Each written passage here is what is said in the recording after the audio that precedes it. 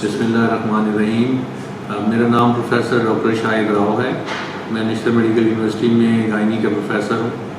آج کی جو میرا یہ ویڈیو پیغام ہے یہ بیسیکلی آسٹیوپروسس کے حوالے سے ہے۔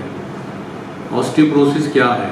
آسٹیوپروسس ہڈیوں کا بربرا پن، ہڈیوں کا کمزور ہونا، یعنی ہڈیاں پہلے کمزور ہوں گی اور اس کے بعد پھر ان کا بربرا پن سٹارٹ ہو جائے گا۔ اس کو ہم آسٹیوپروسس کہتے ہیں۔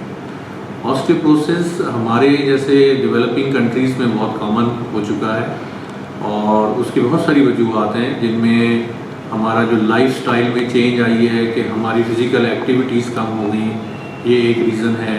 اسی طرح جو ہمارا کیلشیم اور وائٹامن ڈی کا انٹیک ہے وہ بہت کم ہے۔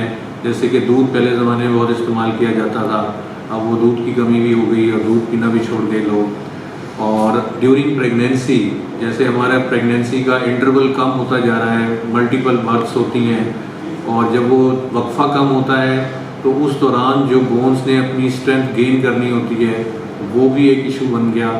اور اسی طرح جیسے ہمارا موسم کافی گرم ہے اور خاص کر جو ہمارے ایریا سندھ کے ہیں یا ساؤتھ پنجاب کے ہیں، یہاں پہ دھوپ تو نکلتی ہے بہت تیز، وہ تیز دھوپ ہونے کی وجہ سے ہمارا ہم اندر آ کے بیٹھ جاتے ہیں، یعنی ایئر کنڈیشن رومز کی عادتیں پڑ گئیں اور جس کی وجہ سے جو ہمارا سن کا ایکسپوجر تھا وہ کم ہوا۔ تو یہ وہ چیزیں ہیں جو تبدیلی لائی ہیں ہماری بون کی ہیلتھ میں، جس کی وجہ سے ہماری بونز ویک ہوئیں اور آسٹیوپروسس یا بربرا پن سٹارٹ ہوا۔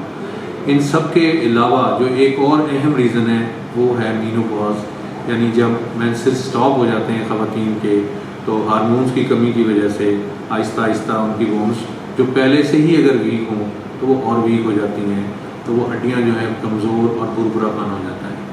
اب اس کے کیا ایفیکٹس آ سکتے ہیں خاتون کی ہیلتھ پہ؟ دیکھیں، ہم نے اکثر دیکھا ہوگا کہ اپنے کلینکس پہ بھی ڈاکٹرز دیکھتے ہیں کہ خواتین آتی ہیں کہ جی مجھے ہڈیوں میں درد ہو رہا ہے، میرے پٹھوں میں درد ہو رہا ہے اور میرے جوڑوں میں درد ہو رہا ہے۔ تو یہ بیسیکلی اصل میں آسٹیوپروسس ڈیولپ ہو چکا ہوتا ہے یا ڈیولپ ہو رہا ہوتا ہے، جس میں وہ یہ ارلی اگر ڈائگنوز ہو جائے تو مینیج ہو سکتے ہیں۔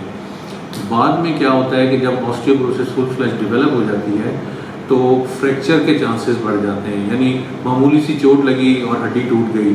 ہم سب نے دیکھا ہوگا کہ ہمارے جو خواتین ہیں، اولڈ ایج خواتین اسپیشلی، ان میں فریکچر فیمر کا ٹانگ کی جو ہڈی ہوتی ہے اس کا فریکچر یا کسی بھی اور بون کا اگر تھوڑی سی بھی چوٹ لگے تو فریکچر ہو جاتے ہیں، اور اس کی بیسک ریزن آسٹیوپروسس ہے۔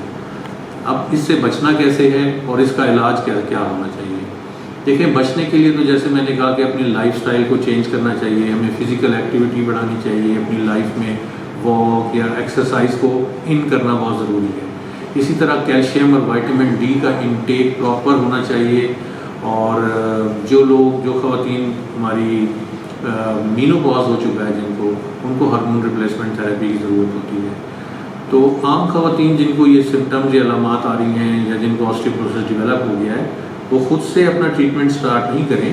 ان کے لیے یہی ایڈوائز ہے کہ وہ کسی اچھے گائنیکولوجسٹ کے پاس جائیں، کسی اچھے آرتھوپیڈکس کے کنسلٹنٹ کے پاس جائیں، تاکہ وہ پھر پراپر ٹریٹمنٹ آسٹیوپروسس کی دے سکیں۔